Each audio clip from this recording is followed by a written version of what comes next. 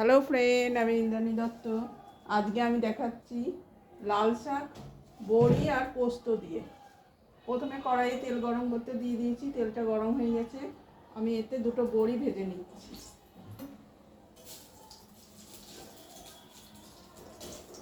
বড়িগুলো খুব লাল লাল করে সুন্দর করে ভেজে নিতে হবে। শাক তো অনেকেই অনেক রকমভাবে খায়, আজকে একবার আমার মতন করে এরকমভাবে তোমরা খেয়ে দেখো।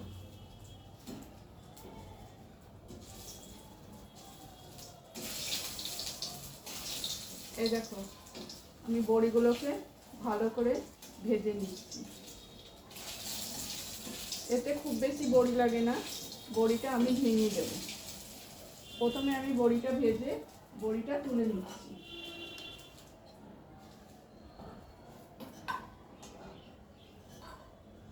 এবার কড়াইতে দিয়ে দিচ্ছি আমি দুটো শুকনো লঙ্কা,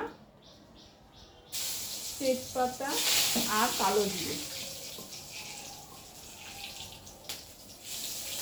এটা আমি ফোড়ন হিসাবে দিয়ে দিলাম।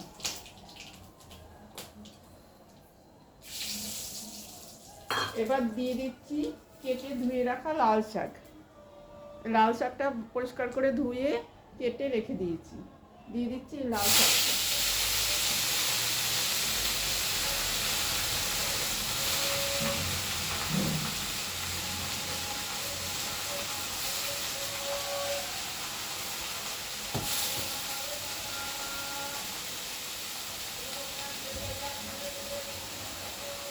এবার দিয়ে দিচ্ছি 4টে কাঁচা লঙ্কা।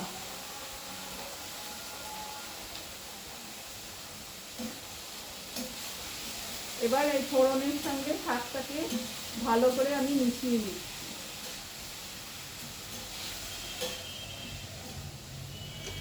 এইভাবে তোমরা শাক রান্না করে খেয়ে দেখবে, শাকটা কিন্তু খেতে একদম বিয়েবাড়ির শাকের মতন লাগে। এবার সামান্য একটু নুন দিয়ে দিচ্ছি যাতে শাকটা খুব তাড়াতাড়ি মিশে যায়।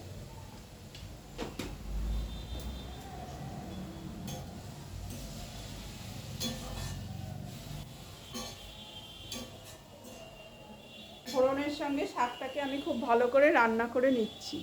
তোমরা পুরো ভিডিওটা দেখতে থাকো। এবার দিয়ে দিচ্ছি হলুদ।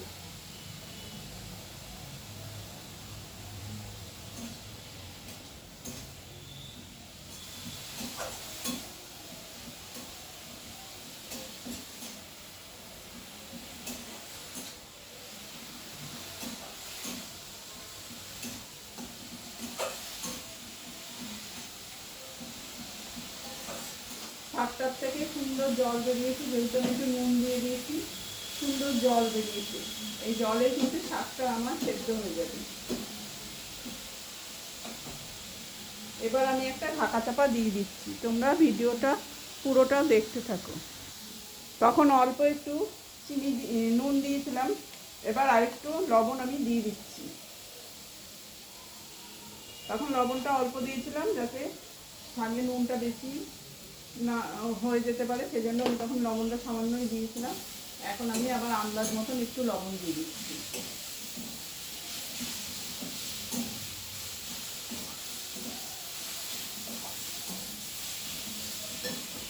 এবার আমি এই ভেজে রাখা বড়িগুলো দিয়ে দিচ্ছি।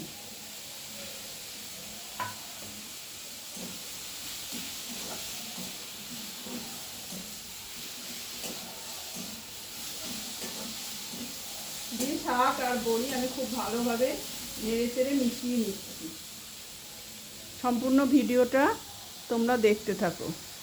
টেস্টের ব্যালেন্স ঠিক রাখার জন্য আমি দিয়ে দিচ্ছি সামান্য পরিমাণ চিনি, সামান্যই চিনিটা দিলাম।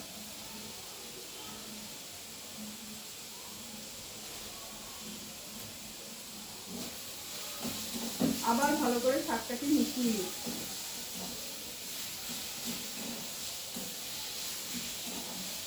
এবার বড়ির সঙ্গে শাকের সঙ্গে খুব ভালো করে মিশে যাচ্ছে।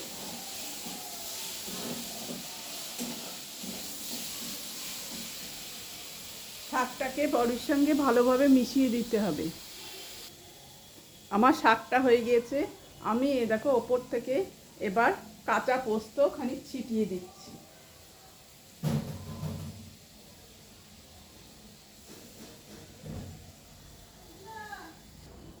এবার আমি পোস্তটাকেও খুব ভালো করে শাকের সঙ্গে মিশিয়ে দিচ্ছি।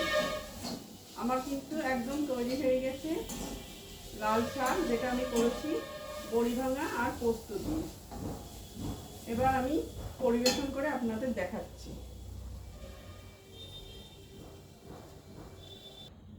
এই দেখুন রেডি হয়ে গিয়েছে আমার বড়ি ভাঙা আর পোস্ত দিয়ে লাল শাক। যদি আমার রেসিপিটা ভালো লাগে তাহলে অবশ্যই আপনারা লাইক করবেন, কমেন্ট করবেন আর শেয়ার করে সবার মধ্যে ছড়িয়ে দেবেন। এইভাবে লাল শাক কিন্তু আরও বিভিন্ন রকমভাবে রান্না করা যায়, আমি আপনাদের দেখাবো।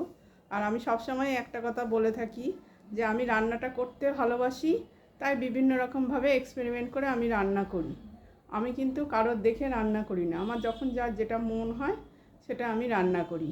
আর ভিডিও করার জন্যও আমি রান্না করি না, আমার বাড়িতে যা রান্না হয় তার মধ্যে থেকেই একটা করে রান্না আপনাদের জন্য দেখাই। এবার যদি আমার রেসিপিগুলো ভালো লাগে, যদি মনে হয় যে আপনারা আমার রেসিপি ট্রাই করবেন, তাহলে বাড়িতে অবশ্য করে ট্রাই করতে পারবেন।